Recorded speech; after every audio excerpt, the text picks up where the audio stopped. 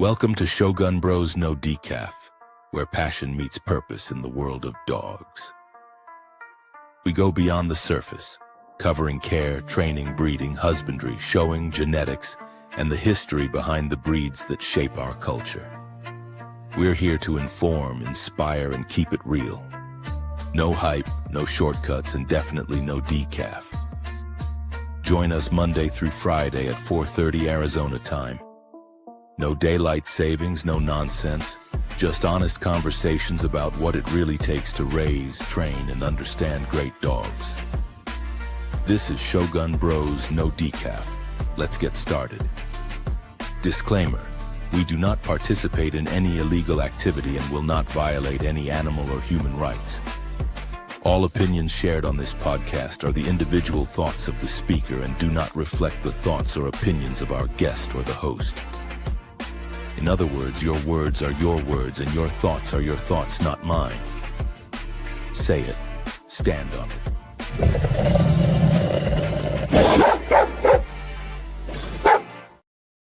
Yo, what's good, big dog? Hey, what's happening? Yeah. It is Thursday in Living Colors, Coats, and Show Talk. Yeah, man.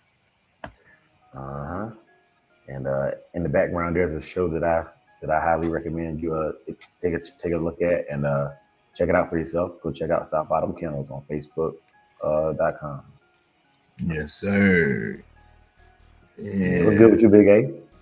Can't call it, might spoil it, man. Hey. Back in July, we left our wallet and keys, man. Yes, sir. Yes, sir. Today's episode celebrates the art and science of coat, color, and presentation, from genetics to grooming. From the kennel yard to the show ring, it's a vivid and visually rich conversation that keeps breeders and show handlers engaged, mixing practical dog knowledge with the cultural flavor and personality. It works because it bridges beauty and the function, how color genetics tell a story, how coat care reflects discipline, and how presentation can elevate a dog from great to legendary. Over you, Big A. Yeah, man, that's what it do, man. You gonna say what's up? Listen to yo out to the chat.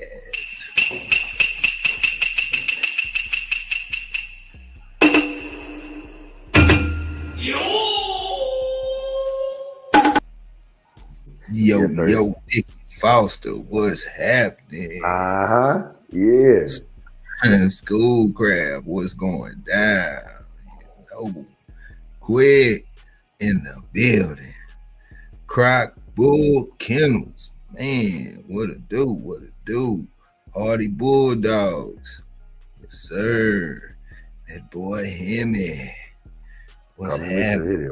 Call me Mr. Video. Yeah. Oh, yeah, man. Paul Johnson was good. What's happening? Texas Kid. Yeah, Texas Kid. They coming in here, boy. Yeah, but you know what I came here to do, man. Yes, sir. That is the Bushido code, man, and that is right. Respect. Respect is shown not only to others, but also in how you treat your craft. From the brush of a comb to the care of the coat. Every action reflects honor. Respect your dogs, your work, and the standard. They will respect you back in results. Color catches the eye, but care captures the respect. Shogun. Yes, sir. And speaking of catching the eye, man, these are some dogs right here that caught my eye. They caught yours too. Yeah. Big C's Cayenne. Yeah. She is the current reigning pup and dog of the week. Yeah, and he got Sashi, and he got Cash dog. Yeah, that Brenda. You know what I'm saying? Hey man, Big C holding it down, man, in a major way. In a major way. Yeah. Yes, sir. Quietly though, cool, man. Quiet. Yep. Yeah. putting in the work, man, and reaping the benefits of his work, man. Yeah. And for the dog of the month, ain't no other than Pitwise's Oren Ishii. Yeah. Ishii. Might as well call him Sensei / DJ Khaled. All we do is win, win, win. Yes, sir. Yes, If sir. I'm Pitwise, I'd be like, man, I like Taylor used to say, I'm so tired of balling. I'm so tired of winning. Yes. Yeah. Pitwise should make a song say, I'm so tired of winning. Got too many haters in my mix. Hey, but come on, let's go. Yes, sir. Yes, sir. So nah, man, these brothers have entered these dogs, man, and y'all voted, you know what I'm saying? It's crowd approval, man. So shout out to y'all for picking the dogs that y'all picked, man. You know, I appreciate the chat. I appreciate everything y'all do for us, man. Genuinely, thank you. Man. Today, man, I got some things that I want to share with y'all.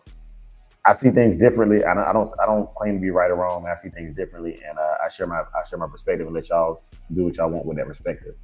But it's been effective in me accomplishing the things I'm trying to accomplish, and I believe that it could help somebody else because it was YouTube to help me even figure out how to get to the shows in the first place. You know, so I just take the information and the experiences that I've had and used from other channels on YouTube in the past to help me achieve whatever little goals I got accomplished, whether it be fixing my car, whether it be learning how to, you know, go to a registry and do all this stuff, man, watching how a dog show goes.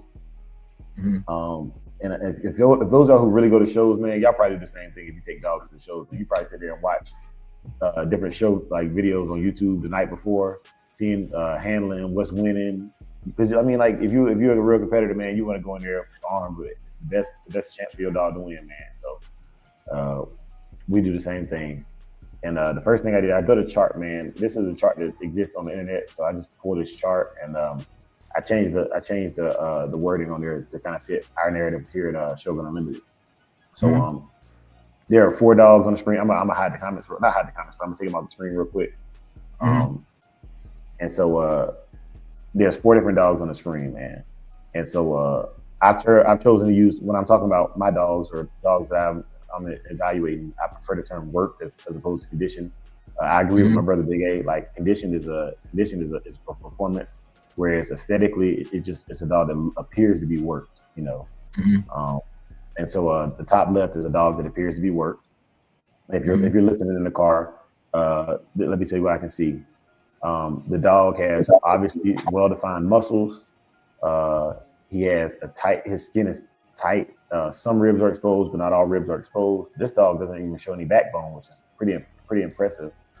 I can see the striations or the muscle sinews, the fibers of the muscles underneath the skin. The dog's muscular structure is A1. All right. So that is the dog that appears to be worked for a more broad term conditions. The dog on the bottom left is what I would call fit or an active lifestyle dog. And that dog has some ribs showing. It's very light, a light hint of ribs. It still has the wind line, just like the conditioned dog above or the work dog above. But there is some semblance of fat there. The tuck is not as defined, but the dog looks good. Like the dog could be show ready. The dog could go to a show as is and place very well in confirmation, but it's not going to win like the best conditioned show as far as the aesthetically best conditioned show. Unless it's just other dogs there that are in the same status, and it's the best in shape dog of that day. All right, so I wanted to put that out there. Mom Dukes, good morning. Hey, good morning. For the pet weight dog at the top right is a dog that is well kept.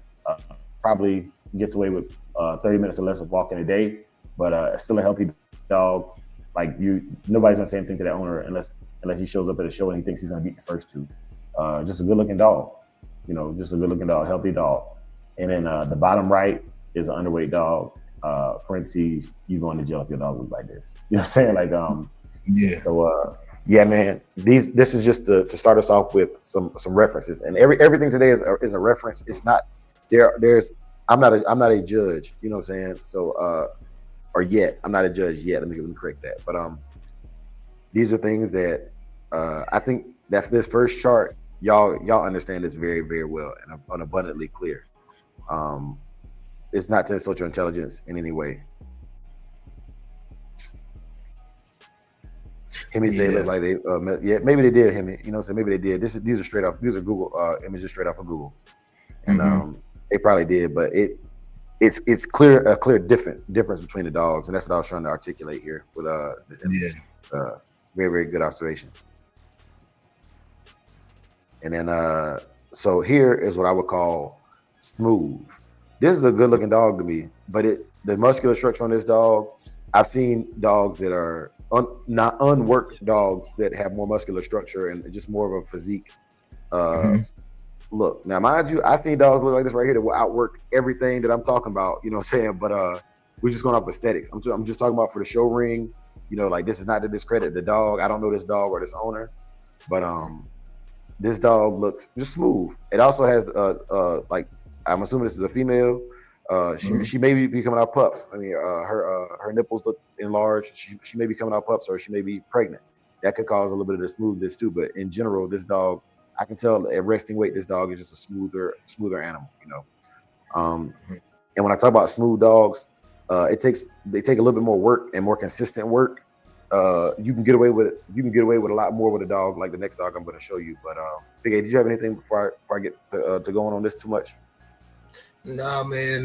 You know, with that's part of the thing that I was talking about with the conditioned dog. Man, it's hard to gauge a dog like that and say it's conditioned when that dog, like you said, could outwork down there everything on the yard. If you know what I'm saying, in certain cases. So you know, yeah.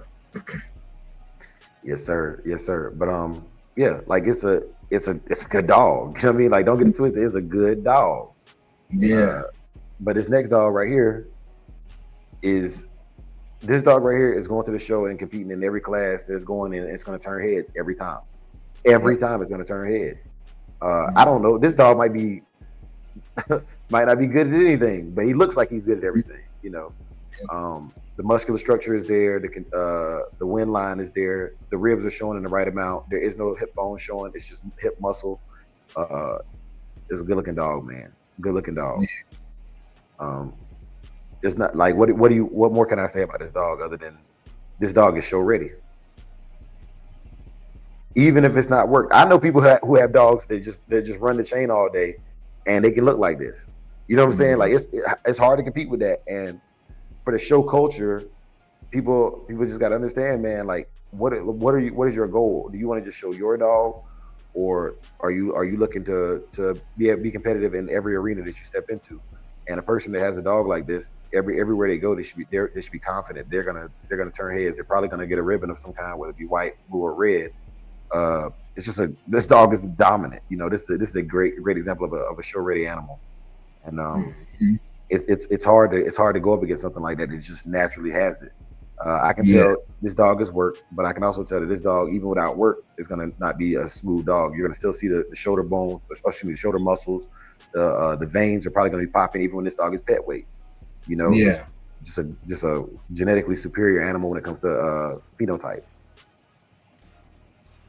But yeah, I share these things with y'all, and I leave it up to y'all for crowd discussion and everything. But yeah, just that's it. Yeah. Okay, so the purpose of me talking about this stuff for the show topics is going to these shows. I want to help my brothers out because I'm tired of seeing my brothers and sisters waste their money in classes that don't benefit their dog, right? Like a lot of times fun shows range from anywhere from $5 to $25 to enter your dog into a fun show, right? And not to mention the travel. Say again? Not to mention the travel. Yeah. Facts. Like, and that's not including the travel and the work you put into your dog. You know, so today I want to help remove some doubt and give some confidence with how you're moving. You already have the confidence, but sometimes you can go a long way, but you can go the wrong way. Mm-hmm. And hey, can you tell us that story about that last show you went to and entering Saki into class that he didn't belong into? Yeah, man. So the last show I went to in person, man, I took my dog up there, and they didn't have a best buckskin class, and I was like, man, I kind of wanted to be in a fun show, so I talked to one of my homeboys up there. He was like, man, just put him in best red, and so we went in best red, and the judge was like, man, your dog is turning heads, but I didn't place in anything, and so I was glad I didn't place because it restored my faith in Mr. Jim Cortez, the judge. Because Jim wasn't Jim was like, I like that dog, but I'm not picking that dog. That dog's not even a red dog. Yeah. So and I paid my $10 to get to the fun class, and I lost that $10, you know what I'm saying? But it was for a good cause, it was for a good cause. And I knew I was wrong. I didn't go in there expecting anything other than what I got. Yeah. I didn't leave there talking junk about it. I mean, honestly, if Big A hadn't brought up, I wouldn't even mention it this morning. But Yeah. But that's an example of that's an example. Yeah. Go ahead, Big A. No, because imagine if you were upset about that, and you're upset due to the fact that your dog was in the wrong class. You know what I mean? But you thinking, you know what I'm saying? You should have won because your dog looks good, but you in the wrong class. So you kind of shooting yourself in the foot from the beginning. You know what I'm saying? Yeah, if you cared in that perspective, you know what I'm saying? Yeah. And I'm glad you said that. The difference is too, I'm aware that I was wrong. You know what I'm saying? Like, I just want to be out there in the ring and be seen. You know what I'm saying? So because sometimes people want to go in the ring just for exposure. Like everybody, I go to win, but in this situation right here, I knew that the best buckskin class was the class I needed, and they didn't have it. So I just wanted to get them out there and get them that exposure. Because like, believe it or not, every time your dog goes in the show ring, they learn more about themselves and they learn more about how to operate in the show ring. So it's and there's not a lot of places where you're going to get that many American Pit Bull Terriers together in one place and it be legal and lawful. You know what I'm saying? Like it's not a lot of opportunities to do that. So we did that. MKN, what's good, big dog? Hey, what's happening? Okay. This next chart, Big A and I have gone back and forth on this for a lot. So let me take the thing off the screen so y'all can see it when I put this next picture. But this next picture is something that has a lot of issues. I've seen a lot of people enter the wrong classes with these next color coats, and it's in living colors. I want to show y'all what I see and what I think is gonna give you the best benefit for your dog. And here they go. These classes right here, I see get jacked up the most. The absolute most of any classes in the dogs, I see this get jacked up the most. So what I've done is I put a contrasting imagery on the screen for you of buckskin dogs, red dogs, brown dogs, and chocolate dogs. Right? Every show I go to, I see a brown dog or a red dog in a buckskin class. Every dog I go to, I see a red dog or a brown dog in a chocolate class. Every show I go to, and sometimes the crowd is in dismay when the dog that doesn't look quite as aesthetically pleasing wins, but the dog matched the criteria for the fun show that it was in. So I just want to put this on the screen and give a clear contrast. Screenshot this, take a picture of it, whatever you want to do with it. But here is a chart to help you out. Here's a chart to help you out. It's genuinely here for educational purposes and to ensure that my brothers and sisters can see a better picture, a better sight picture, and a clear contrast of their animals, right? I actually have 2 buckskins on here. I should have had 2 reds and 2 browns and 2 chocolates, but I'll explain it with the image as is. Okay, so for the buckskins, I put a buckskin black mask and a buckskin red nose. The dog's nose color or the mask color does not change the dog's coat color. Yes, they're on 2 ends of the color spectrum. One dog has the white ghost hairs, one dog has like a darker undercoat. But those are both buckskin dogs in the top right and top left. And if you have a best buckskin class, I would expect to see both of those in there. Okay? Now the confusion comes when they start talking about nose color. There's a different fun class at most shows for nose color. And it will be called Best Red Nosed Dog. Best Red Nosed Dog. And the nose is included because in that class, it doesn't matter whether it's brown, chocolate, buckskin, or red. They're going off, does the dog have a red nose or not? That's the only criteria for best red nose class. Okay? But having a red nose does not make a dog a red dog in coat color. All right? Now let me dial it down to the dog in the bottom left corner. This dog is a red-nosed dog. The dog's coat, the fur, the body, with the exception of the white blaze or a few white patches on the dog, is a red dog. The dog's nose is also red. That means that if I was taking this dog to a show, there would be 2 fun classes that I'm guaranteed going to enter this dog into. It would be best red, which could be red nose or black nose dogs with the same color coat as that dog in the bottom left corner. And I would enter this dog into the best red nose class. Okay? I would not enter it into a buckskin class or a brown or chocolate class. This dog is a red dog. The dog in the center would be considered brown. Some people would consider it fawn. I'm just putting brown up there because this is when I say brown, this is what I'm talking about. It is darker than a red dog and it is lighter than a chocolate dog. Typically, they do have the black mask. The ones that I see that I would call brown typically have a black mask. I don't see a lot of with a red nose. But yeah, this is just a brown dog, you know. And there's not a lot of shows that have a class for best brown. I haven't seen it. So a lot of times, this dog, just like with Saki, they don't have a class that kind of supports the dog.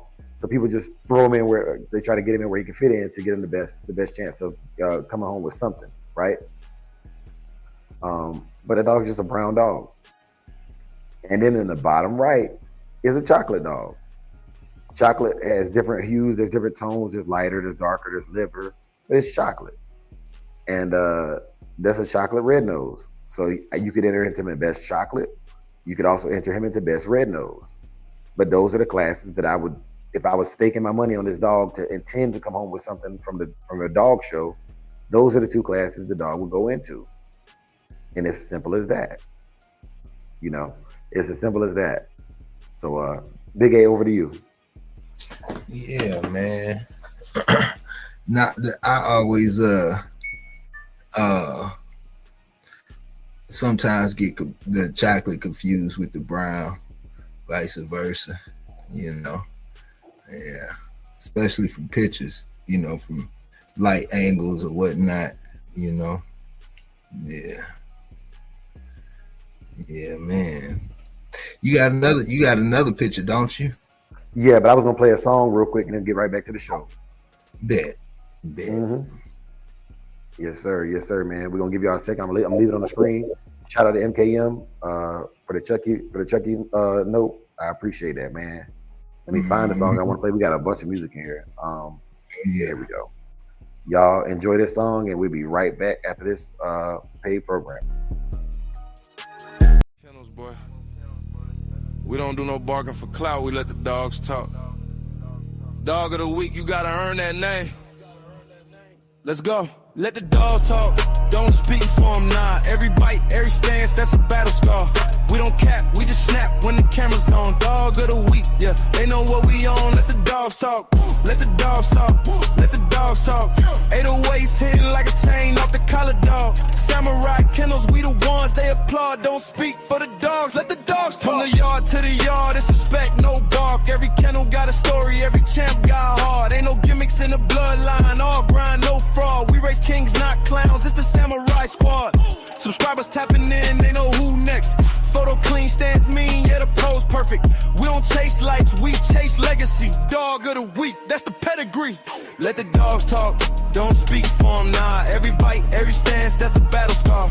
We don't cap, we just snap when the camera's on. Dog of the week, yeah, they know what we on. Let the dogs talk, let the dogs talk, let the dogs talk. 808s hitting like a chain off the collar, dog. Samurai Kennels, we the ones they applaud. Don't speak for the dogs, let the dogs talk. It's that southern bass, hitting low like a bulldog stance. Got the viewers in the chat saying that dog dance. Ain't no fluff in the yard, we keep it raw. Every post another war, we just won, that's law. From the pit to the porch, we raise them with cold. discipline on her.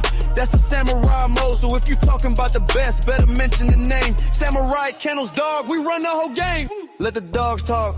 Don't speak for them, nah. Every bite, every stance, that's a battle scar. We don't cap, we just snap when the camera's on. Dog of the week, yeah, they know what we on. Let the dogs talk, let the dogs talk, let the dogs talk. 808s hitting like a chain off the collar dog. Samurai Kennels feel one, they applaud. Don't speak for the dogs, let the dogs talk.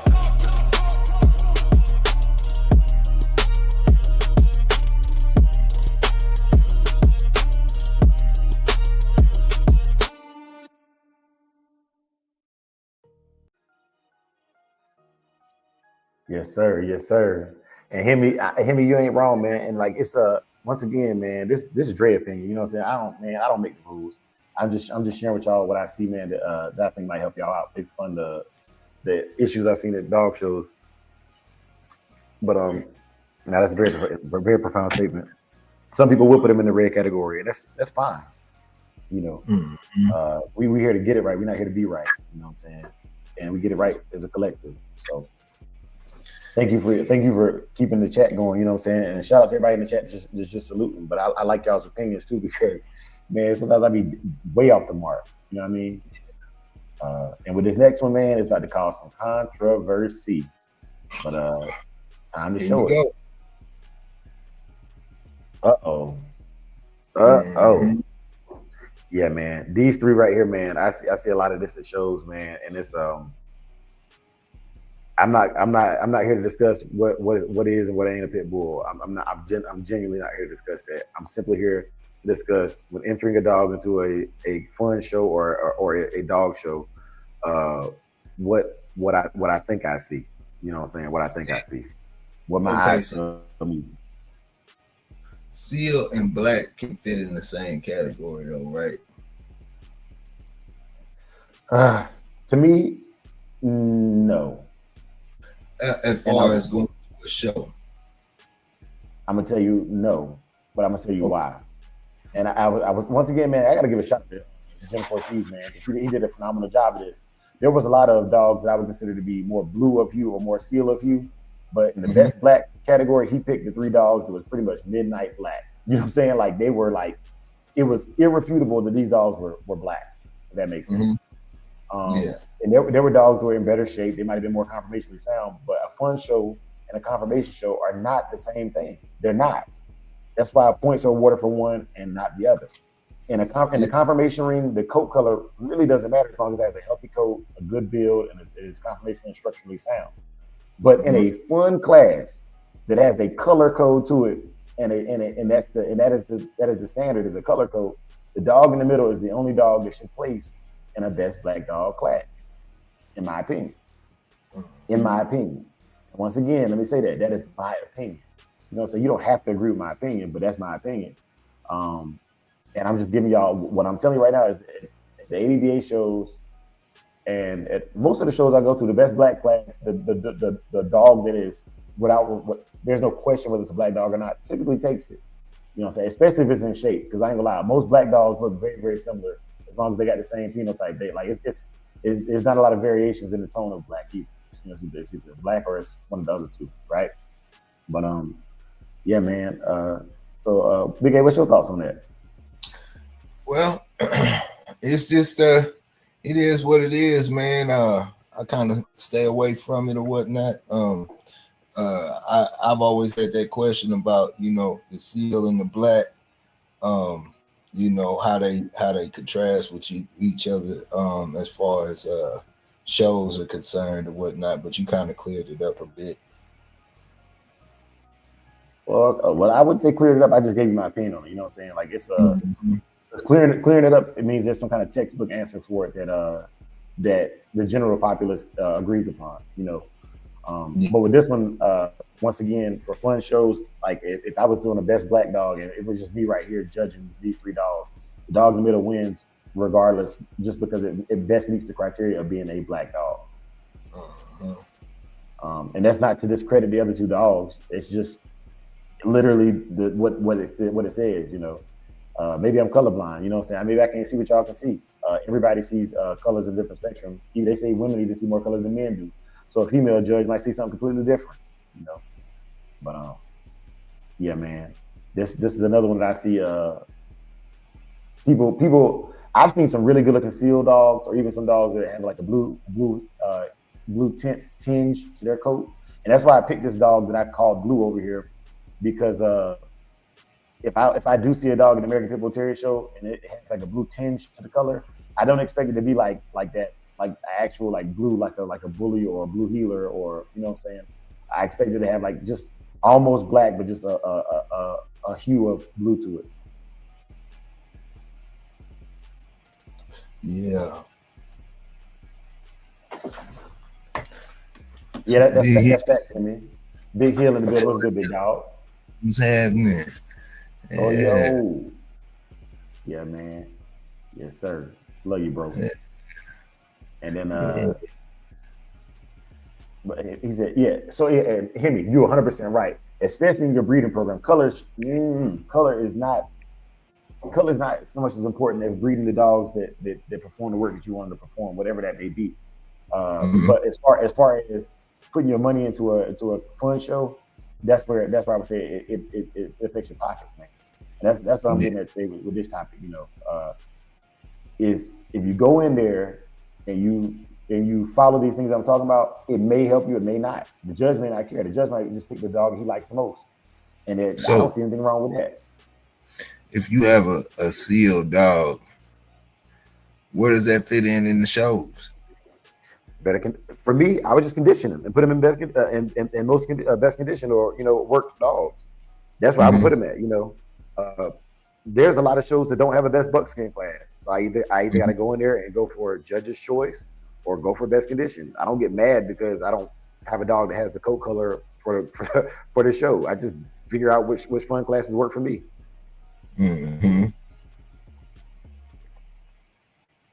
Because judge's choice. Young fan, what's good, big dog? Judge's choice ain't got nothing to do with coat color. Judge's choice is a class where simply the judge is telling you which dog, if he had to pick from any dog that's in the ring with him, which one he would want to take home. That's judge's choice. Like the dog I like. And if you want to just know if your dog is a good dog, or a dog that the judge likes, judge's choice is a hands down easy way for the judge to just tell you I like that dog.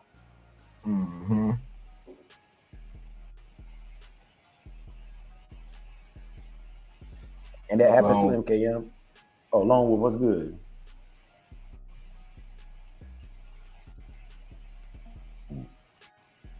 Yes, sir. Yes, sir. This next one is controversial too, man. But it's I just want to talk about it, so we're gonna talk about it. Hey. Yes. Now, for the black and tan, when I say black and tan, the dog on the left is what I'm talking about when I say black and tan. That widow's peak, you know what I'm saying, that old school, I call it, to me, it represents like a bolio look, personally. Yeah. But that's a black and tan to me. If I'm telling you it's a black and tan dog, that's what I'm talking about right there. The center dog, I would call it tricolor. Some people will call it black and tan because it has black and tan on the coat. It also has white as well. And so in other breeds, this dog is considered tricolor. So I'm just going off of, this is a tricolor dog, But it is what it is, man. The ADBA, their picture chart says that dog right there is black and tan in the middle as well. So like this is one of the things where it's Dre's opinion, like, but you go with your registry or go whatever show you're going to, ask them their criteria and make sure that you set up, because there are black and tan classes at some shows for a fun class. But yeah, like to me, black and tan is on the left. What the dog looks like on the left. And speaking of checking out the classes and doing your research, how many of y'all really do your research before you go to the shows? Research the judges, see what the judges like, and the whole nine before you show up. How many people do that? Just a question. Yeah. I see you, young fam. Yeah, so and look, I put this on here, man, because I want to highlight something, man. This is straight from the ADBA's chart. That dog should never win any class because it is Merle. Merle is considered a major fault. But I brought it up because it's considered a major fault, but it's not considered not the breed. And why, just like all white dogs are considered a major fault, right? Or a dog that is greater than, I forget what percentage they say on the thing. Don't quote me on that. But the Merle dog, like, I don't see how you get a Merle pit bull. I don't see how you get a Merle dog of any breed other than the dog that already has like the Catahoula without adding it to it. But there's a reason why it says Merle is a major fault in the breed, and it's because they've seen dogs come out Merle. Most rules are written because something happened, and the rule had to be created due to something happening, right? So while I don't personally want a Merle or have any indication of Merle, y'all tell me, maybe y'all know, are there lines that throw Merle dogs? I don't know this answer. This is a genuine question, but I just don't want it. You know what I'm saying? I don't want it. It's something that I avoid because as a person that wants to go to shows, that is the most major fault you can have is having a Merle dog at the show.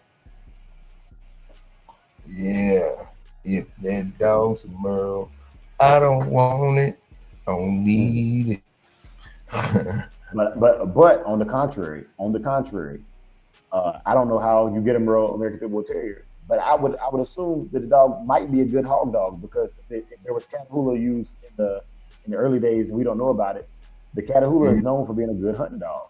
So the dog might be a great working dog, and that's why, man, I like what Hemi said, man. Don't worry about the coat. If you working your dog, don't worry about the coat color, man. This is strictly for walking into the show ring with the expectation of coming home with hardware. This is it.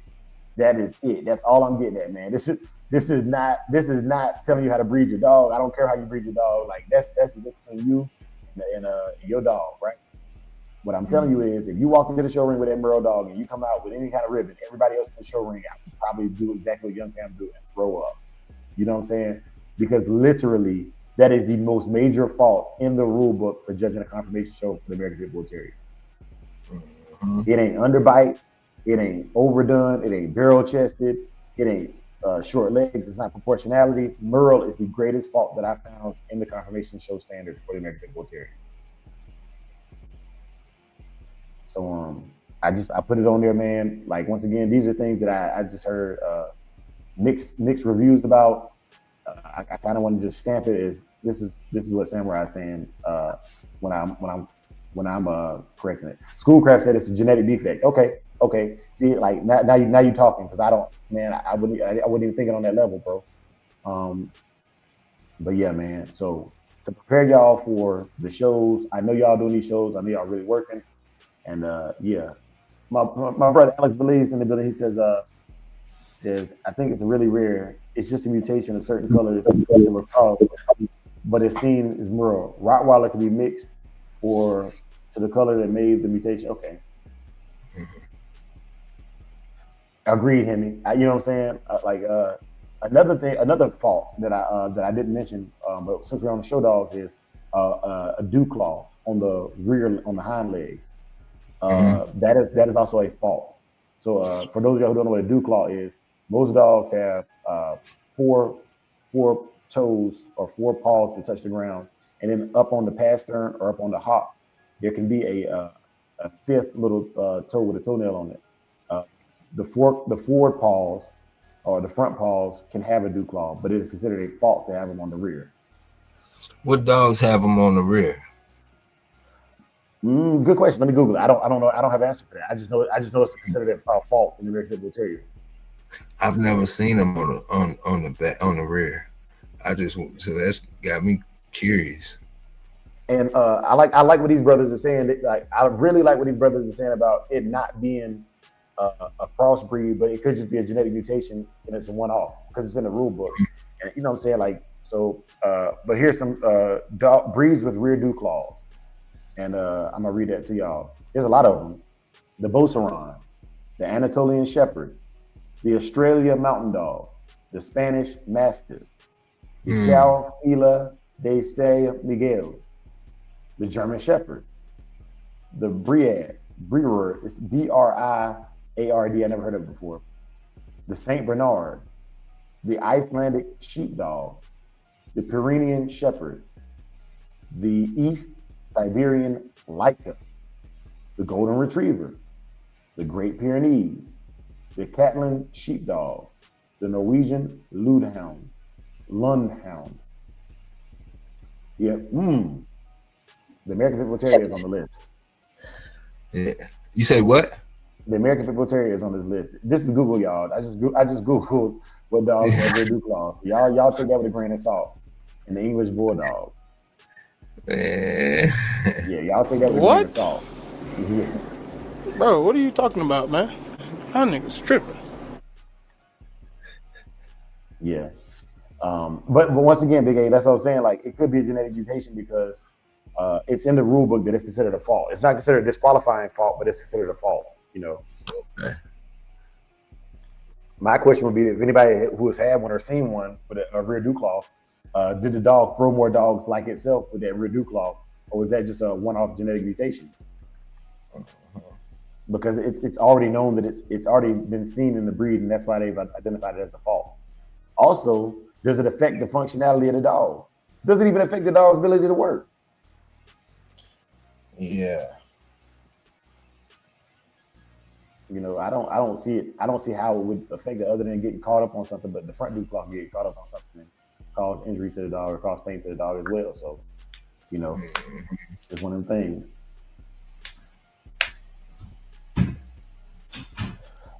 Let me look it up. Let me look it up, Hemi, because I don't know.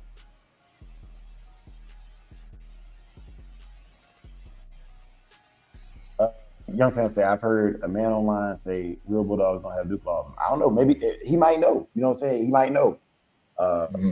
You'd have to ask him. I genuinely don't have an opinion on that. It's I see dew claws on most dogs, on front dew claws on most dogs, but the rear dew claws, like I've never seen it before. So I don't have. It's just in the rule book. We talking about shows, so I brought it up because it's considered a flaw. It's considered a fault anyway. So if you got it, it's not a good thing for show purposes. But what was that question he asked me? Let me look at that question up. He said, okay, what kind of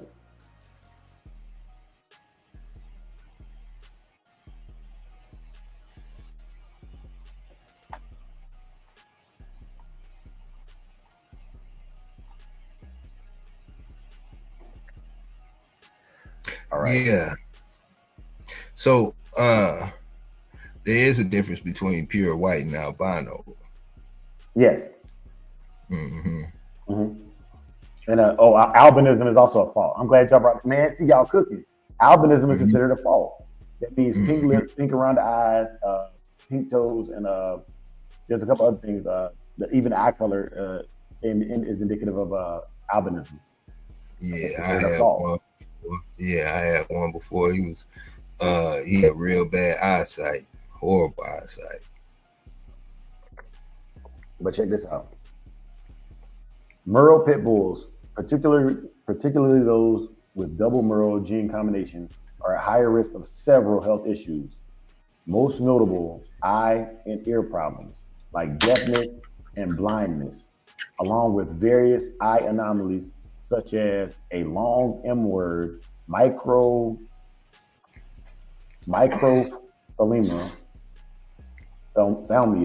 whatever.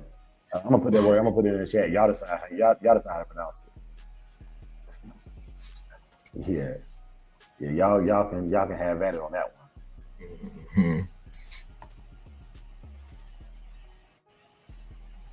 one. They can also experience lack of skin pigmentation, which leads to increased risk of sunburn, skin cancer, and skin problems. Hearing loss, both partial and complete deafness can occur, especially in double Merles. Vision impairment, eye anomalies, skin problems. Yeah, man. And the list goes on. I'm not reading all that. But yeah, man. Skin.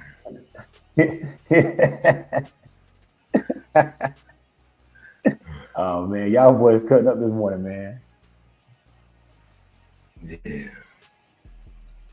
Hey, and that might not be a bad call either. Bro. So yeah, but that's the colorism stuff that I was talking about, man. I'm gonna flash through these images again for those of you who got here a little bit later. But yeah, man, these are just some basic things when you go out there spending your money at these shows, man. Just to be aware of, making sure that you are governing yourself accordingly, asking the questions. And I'm not gonna lie, like the best person to ask the questions to, like Big A said, is to go to the show and when you see the judges outside of the ring, pull their coattail and say, hey man, you know, I got some questions, man. I want to ensure that I'm going here and paying my good money.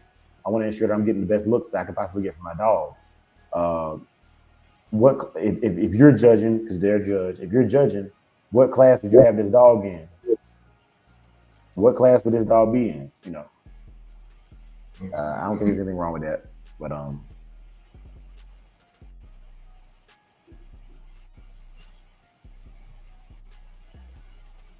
ooh, okay. So check this out.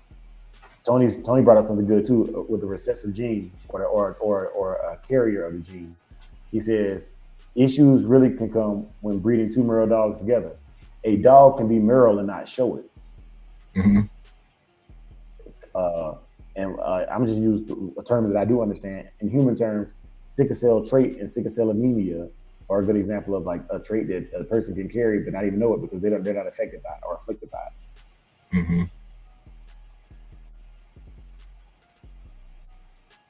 Schoolcraft says, I breed Frenchies also, and you should never breed two dogs with the Merle gene. Oh, young family, we're gonna do that. We'll do that because I'm definitely gonna continue to I'm talking about show dogs and training dogs, man. So I would definitely do an episode on that as well. It's too far an episode now. I wouldn't get far enough in there. We would get into the rabbit hole. We wouldn't get out of there in time for the hour mark, but that's definitely something I'm willing to do and would enjoy doing again. Salute you for even bringing that up, bro. Lil J, salute, what's good, big dog? Yeah, man. But yeah, man, as far as condition goes, man, condition is a word that I want. It's like gameness. I'm not the person to speak to about it, man. The dog looks work to me. You know what I'm saying? It don't look like he walk out the house looking like that without effort. You know, fit is what I see most people dogs look like day to day is fit. For those that really understand the dog and understand it needs an active lifestyle, fit dogs what I'm typically used to seeing from you brothers. Pet weight, I'm used to seeing that. I like to see a dog pet weight when she's whelp puppies. I prefer to see her with some fat on her to sustain her. I also like to see pet weight if you're going to be doing public engagements because they don't understand fit or worked. They don't understand it at all. They genuinely don't. And then underweight, man, like I said, like the biggest thing is just the head. Like when I see a dog that's underweight, I see hip bones and I see that the head is kind of starting to be malformed. The American Pit Bull Terrier has a very, very robust head. It's also one of the things they use to discriminate the dog. They be like square-headed, box-headed dogs, brick-headed dogs. A lot of airlines won't fly them. So there's definitely a look that the dog typically tends to have. And when you get to being underweight to the point where your dog doesn't have the look of the breed, I think you might have missed the mark with getting the dog in shape.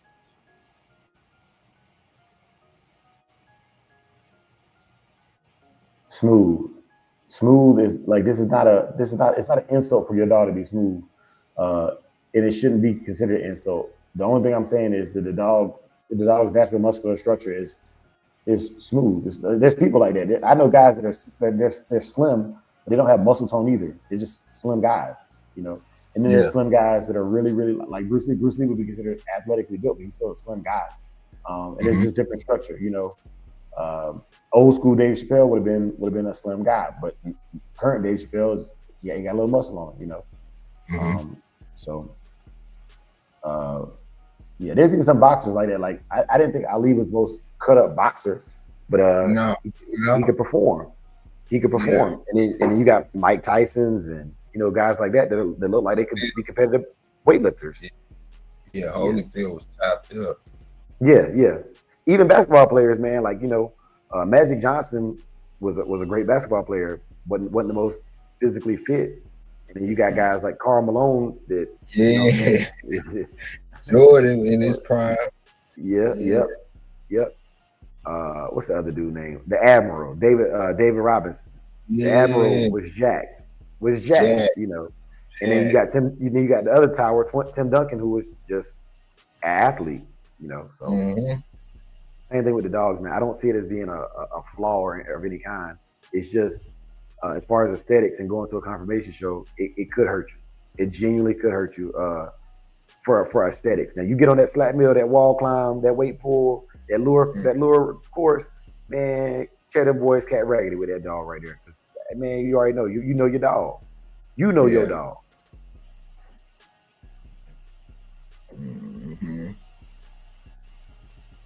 Schoolcraft says DNA testing is the only way to know if your dog carries the feral gene and if your dog doesn't show it. Is there a specific DNA test that you do, or does Embark tell you all of that? Because that's something I'd be, that's good. I didn't know that. I've never really dealt with a breed other than the shepherds that I know much about. Like I'm just like, let's work them, let's train them. But as far as like the history of them, like I can't tell you the history behind Presses or Connie Corsos or Dogo. I can't tell you the history behind them. I can give you a generalized statement, but it's not. It don't come from nowhere.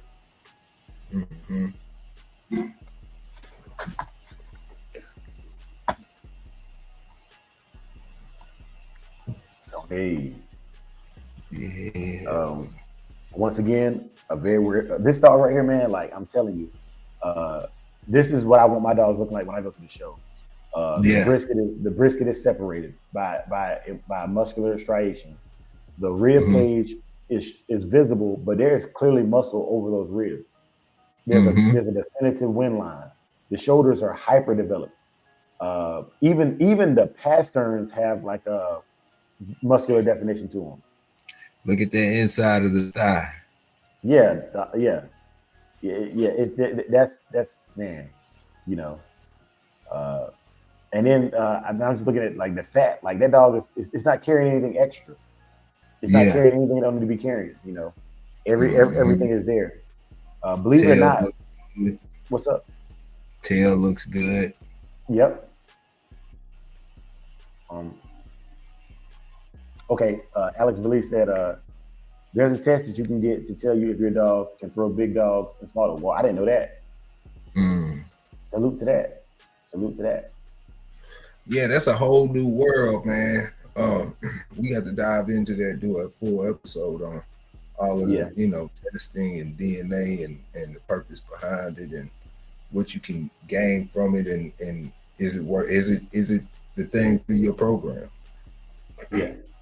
And I also would say, like, man, like everybody goes down different rabbit holes, man. It's like the rabbit hole I go down is what interests me or what I'm trying to accomplish, but like some of y'all be dropping like straight diamonds on here, you know what I mean? I would have never known that if you didn't say nothing. Facts.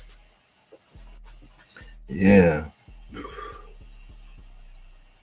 Okay. MKM says American Bulldog litters had one male born solid white, one nut, and death. Goliath was his name. One out of maybe 30 pups over 15 years. Okay. Yeah. Yes, it's a very rare, very, very, very rare occurrence.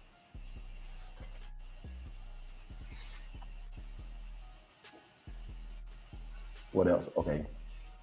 This one right here, just for reference again, man, like go to your show, run your race, man, but run your race with a little bit more, just have this card in your back pocket.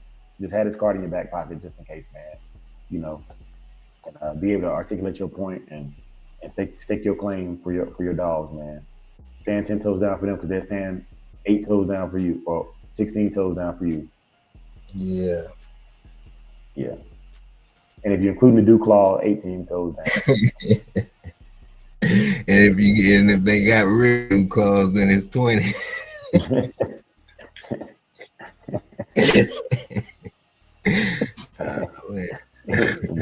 Boy, you silly, man. You funny black of mine.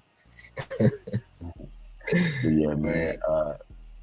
Just for reference, y'all. This is just up for reference. This holds no weight other than just sharing this with y'all and taking y'all feedback on it.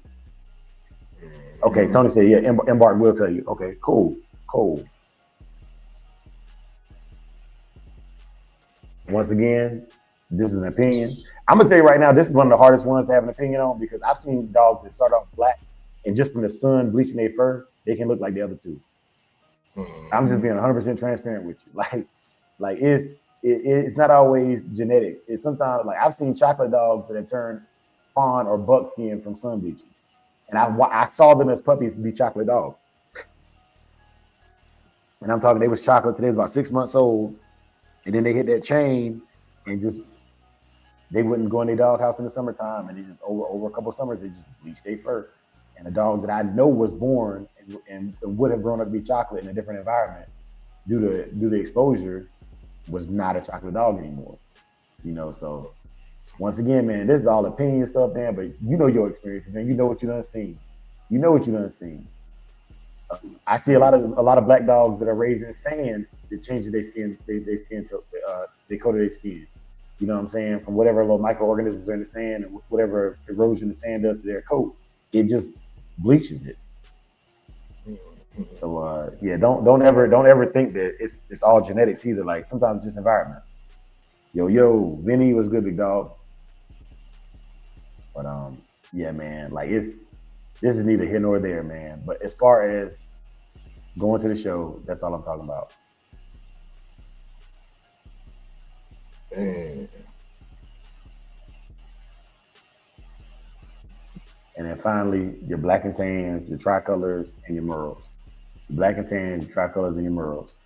You know, once again, it's opinion based. If you call it black and tan, I'm not arguing with you. It's just if I'm describing a dog to you, or I'm telling y'all a story about something I've seen in the past, this is what I'm describing when I say what I'm saying. Mm-hmm. He says, do you think you could share your dog that has been sunburnt to restore shave? I don't know. Shave. I don't know if I can. I don't know if you can shave it or not. I don't know how far into the follicle it goes. That's a good question, man. I think I got a guest speaker that want to come on here, man. And his yard, I saw some chocolate dogs like that happen on his yard, and maybe he could tell you that. But as far as me, it would be speculative at best if I told you something like that. I watched the dogs change color, and like that's how I found out that like okay, with dogs that get stolen or like things of that nature, man. Like there's things that can happen to that dog that if you didn't know what the dog looked like and watched the dog on the chain every day, you wouldn't know it was the same dog. Mm-hmm. You would not know it was the same dog. So, yeah, that's just a cautionary tale for y'all brothers out there, man. This life ain't easy, man. And you're always learning something, bro. If just when you think you know it all, that's when you realize. That's when you realize you know nothing. Mm-hmm. But I do know one thing. I know that y'all brothers really love y'all dogs because there's no way in heck, other than loving y'all dogs and wanting to fool around and listen to us ramble on, y'all will come out every morning, buku early in the morning, you know what I'm saying, with yards to clean, jobs to do, families to take care of, and listen to this stuff if y'all didn't love these dogs. So salute to all of y'all. Salute. Hardy say, I'm down to add any class. I just got to be able to fill the class. Maybe we swap the age group class. That way, a 2-year-old meets the criteria no matter how anyone sees the color. That's fair. That's fair. The age is the only thing that matters. You know what I'm saying? Age and performance. Mm-hmm. Tennessee Steel Kennels says, salute back at you. Man, we appreciate it, dog. Thank you. Salute, bro. Yes, sir. All right, y'all. We got about a minute left, man. So, Big A, if you want to go ahead and do your parting thoughts, we'll give y'all this benediction and let y'all get back to y'all's regular scheduled programming. Man, y'all know what it is, man. Appreciate y'all coming through. We got that men at work coming up at 10 a.m. Central. But other than that, that's it, man. For sure, man. For those of y'all that y'all know how the show end, man. I'm not about to sit here and keep saying that, man. If you don't know, you'll figure it out eventually. The ones that's been here, they'll tell you. But for those of y'all that stay, please bow your heads in agreement with me, man. And we'll go into it. May the Lord watch between you and me while we are absent, one from another. Amen. Amen. For the love of the dogs. For the love of the game. Peace. Peace. Yeah. Beat drop slow, head not flow. Blood don't lie, it's that old yellow line. Sack it from the south, Michonne on the rise. Boogeyman bark, leave a mark every time. We don't breed for clout, we breed for spine. DNA thick, can't clone this pride. That Shogun blood, yeah, the legends don't die. Started with Boogeyman, ghost in the chain. Locked in the game, never moved for fame. Old mountain lions run deep in the flame. Socket about the fire, Michonne brought the name. Then came Fat Boy, muscle in the frame. Man, hard, put respect on the name. Shotgun smooth, but the work insane. Sugar sweet jit, but a bite ain't tame. Kiki in the back, had a game in the veins. Gatorade heavy, ran it straight through the rain. Red Ninja close, watch him work in the lane. Renegade rider can't hold that chain. Blood don't lie, it's that old yellow line. Socket from the south, Michonne on the rise. Boogeyman bark, leave a mark every time. We don't breed for clout, we breed for spine. DNA thick, can't clone this pride. That Shogun blood, yeah, the legends don't die. Ain't no luck, just grit and grind. Every dog here put work in time. Lady Rage got that fire in her eyes. Red alert taught us how to recognize signs. Blood heavy like a 2-ton chain. Everything proven, no need to explain. They asked what's in it, that yellow campaign. Built off real, we don't fake no strain. Second was the flame, Michonne lit the wick. If you know, then you know that line too slick. From the field to the show, every move so thick you can't blueprint this. It's the legacy pick. Blood don't lie, it's that old yellow line. Sack it from the south, Michonne on the rise. Boogeyman bark, leave a mark every time. We don't breed for clout, we breed for spine. DNA thick, can't clone this pride. That Shogun blood, yeah, the legends don't die.